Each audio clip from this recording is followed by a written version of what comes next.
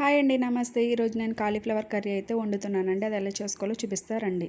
ఒక medium size cauliflower అయితే తీసుకున్నానండి. నేను ఆ కాలీఫ్లవర్ని ఇలా చిన్న చిన్న ముక్కలుగా కోసుకోవాలండి. కోసుకొని పక్కన పెట్టుకోవాలండి. పక్కన పెట్టుకొని స్టవ్ ఆన్ చేసి గిన్నెతో వాటర్ పెట్టుకోవాలండి. ఆ వాటర్లో కొద్దిగా పసుపు పోసుకోవాలండి. పసుపు వేసుకొని కొద్దిగానే వేసుకోవాలండి పసుపు అనేది. ఎందుకంటే దాంట్లో ఉన్న పురుగు మొత్తం పోవడానికి ఇలా వేడి నీళ్ళలో పోసుకుంటే మంచిదని, మరిగిస్తే ఇంకా బాగుంటుందని, పురుగు మొత్తం పోయి మంచిగా ఉంటుందని వేసుకుంటారండి. ఇలా వాటర్లో ఆ ముక్కలను కూడా వేసేసి ఒక 10 మినిట్స్ అలా మరగనివ్వాలండి. మరుగొచ్చే వరకు మూత పెట్టుకొని ఉంచుకోవాలండి. ఒకసారి తీసి చూద్దాం. చూసారా, ఇలా వీడియోలో చూపిస్తున్నట్టు ఇలా మరగాలండి. మరిగి ఒక 5 మినిట్స్ ఉడికితే చాలండి. ఎక్కువసేపు కూడా అవసరం లేదు.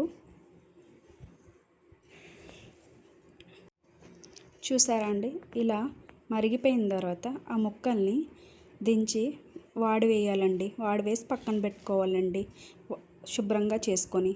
తర్వాత ప్యాన్ పెట్టుకొని కడాయి పెట్టుకొని దాంట్లో 2 స్పూన్స్ ఆయిల్ అయితే పోసుకోవాలండి. చూసారా, ఆయిల్ పోసుకొని పచ్చిమిర్చి ముక్కలు అయితే వేసుకోవాలండి. వేసుకొని 1 కప్పు ఆనియన్ ముక్కలు కూడా వేసుకోవాలండి. వేసుకొని మంచిగా కలుపుకోవాలండి. అవి మంచిగా బ్రౌన్ కలర్లో వచ్చేలాగా వేయించుకోవాలండి. చూసారా, వీడియోలో చూపిస్తున్నట్టు ఇలా మంచిగా కలుపుకొని వేయించుకోవాలండి. ఒక 5 మినిట్స్ వేయించుకోవాలండి. చూసారా, ఇలా వేయించుకున్న తర్వాత మంచిగా ఇప్పుడు వేగినాయి కదండి, సాల్ట్ వేసుకోవాలండి. ఇప్పుడు అంటే మీకు తగినంత వేసుకోండి, మీకు సరిపడ్డ సాల్ట్ వేసుకోవాలండి. నేనైతే 2 స్పూన్స్ వేసుకున్నానండి. తర్వాత కొద్దిగా పసుపు వేసుకోవాలండి.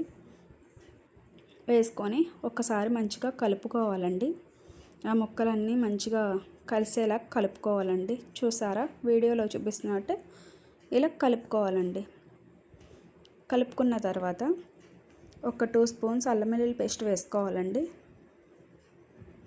వేసుకొని అది కూడా పచ్చి వాసన పోయేంత వరకు మంచిగా కలుపుకోవాలండి. పచ్చి వాసన పోతేనే బాగుంటుందండి అల్లం వెల్లుల్లి పేస్ట్, లేకపోతే ఆ స్మెల్లే వస్తుందండి. తర్వాత ఒక 1 కప్ టమాటా ముక్కలు వేసుకోవాలండి. వేసుకొని అవి కూడా మంచిగా కలుపుకోవాలండి. మెత్తగా మగ్గేలా కలుపుకోవాలండి. అప్పుడే బాగుంటుందండి కర్రీ. మంచిగా కలుపుకున్న తర్వాత మూత పెట్టేసి ఒక 5 మినిట్స్ ఉడకనివ్వాలండి. ఒకసారి మూత తీసి చూద్దామండి. ఇగో చూసారా, వీడియోలో చూపించినట్టు ఇలా బాగా మెత్తగా మగ్గిపోవాలండి. ఒకసారి మంచిగా కలుపుకోండి. చూసారు కదా, ఇలా మెత్తగా మగ్గితేనే మంచిగా అవన్నీ ముక్కలన్నీ పడితేనే మంచిగా ఉంటుందండి కర్రీ అనేది. బాగా మగ్గిపోయింది కదండి. ఇప్పుడు 2 స్పూన్స్ కారం అయితే వేసుకోవాలండి. మీకు సరిపడా వేసుకోండి. కారం ఎక్కువ తినేవాళ్ళు అయితే ఎక్కువ వేసుకోవచ్చండి, లేదంటే తక్కువ వేసుకోవచ్చు. అది కూడా మంచిగా కలుపుకోవాలండి. మంచిగా ముక్కలన్నిటికి పట్టేలా కలుపుకుంటే బాగుంటుందండి. ఆ తర్వాత మళ్ళీ ఒకసారి మూత పెట్టి ఒక 5 మినిట్స్ మగ్గనిద్దాం. చూసారా, వీడియోలో చూపించినట్టు ఇలా బాగా మగ్గిపోయింది కదండి. ఇలా బాగా మగ్గిపోవాలండి. మగ్గితేనే బాగుంటుందండి. అలా టమాటా ముక్కలు కూడా బాగా మెత్తగా అయితేనే బాగుంటుందండి. ఇప్పుడు మనం పక్కగా పెట్టుకున్న కాలీఫ్లవర్ ముక్కల్ని కూడా వేసుకొని బాగా కలుపుకోవాలండి. చూసారా, వీడియోలో చూపిస్తున్నట్టు ఇలా మంచిగా మొత్తం అన్ని ముక్కలు కలిసేలాగా ఆ గ్రేవీకి తిప్పుకోవాలండి. మంచిగా కలుపుకోవాలండి. ఆ ముక్కలనేవి మంచిగా ఆ గ్రేవీకి పడితేనే సూపర్ ఉంటుందండి. మళ్ళీ ఒక 5 మినిట్స్ మూత పెట్టుకొని మగ్గనిద్దాం. చూసారా, మగ్గిపోయింది. చూసారా, ఇలా బాగా మగ్గితే మంచిగా ఉంటుందండి. అలా మగ్గిన తర్వాత బాగా కలుపుకోవాలండి. ఒకసారి కలుపుకున్న తర్వాత ఒక గ్లాస్ వాటర్ అయితే పోసుకోవాలండి. అప్పుడే ముక్కలు అనేవి మెత్తబడతాయి కదండి మంచిగా. అప్పుడు గ్రేవీలా కూడా మంచిగా ఉంటుంది. ఒకసారి మూత పెట్టేసుకొని ఒక 10 మినిట్స్ అలా ఉడకనిద్దాం. చూసారా, ఇలా బాగా ఉడకాలి. కాకపోతే ఇంకా వాటర్ ఉంది కదండి, చూసారా నేను వీడియోలో చూపిస్తున్నట్టు ఇలా బాగా మగ్గాలి. కాకపోతే ఇంకా కొంచెం వాటర్ ఉంది కాబట్టి మంచిగా ఒకసారి తిప్పుకోవాలి.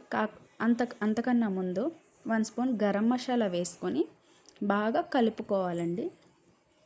కలుపుకొని మంచిగా ఇలా నేను వీడియోలో చూపిస్తున్నట్టు మంచిగా కలుపుకొని మూత పెట్టుకొని ఒక 5 మినిట్స్ అయితే ఉడకనివ్వాలండి.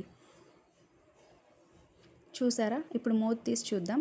చూసారా, ఇలా ఉడికిపోవాలండి. కాకపోతే ఇంకా వాటర్ ఉంది కదా, దగ్గరగా అయితే బాగుంటుంది. మూత పెట్టుకొని ఒకసారి ఉడకనిద్దాం మళ్ళీ. ఇప్పుడు చూడండి మంచిగా ఉడికిపోయింది, దగ్గరకు వచ్చేసింది. చూసారా, ఇలా మంచిగా మగ్గితేనే బాగుంటుందండి కర్రీ అనేది. తర్వాత లాస్ట్లో కొద్దిగా కొత్తిమీర అనేది వేసుకొని ఒక 1 మినిట్ మూత పెట్టుకొని మగ్గనిద్దాం. ఇప్పుడు మూత తీసి చూద్దాం. చూసారా, ఇలా దగ్గర పడిపోయింది కదండి కర్రీ. అప్పుడైతేనే చపాతీల్లోకైనా రైస్లోకైనా చాలా టేస్టీగా చాలా బాగుంటుందండి. ఇంతేనండి ఈరోజు నేను చూపించే కర్రీ. మీకు నచ్చితే ఒకసారి ట్రై చేసి కామెంట్ బాక్స్లో కామెంట్ చేయండి ఎలా ఉందో. అలాగే నా వంటిల్లు ఛానల్ కూడా సబ్స్క్రైబ్ చేసుకోండి, షేర్ చేయండి, లైక్ చేయండి. Thanks for watching. బాయ్.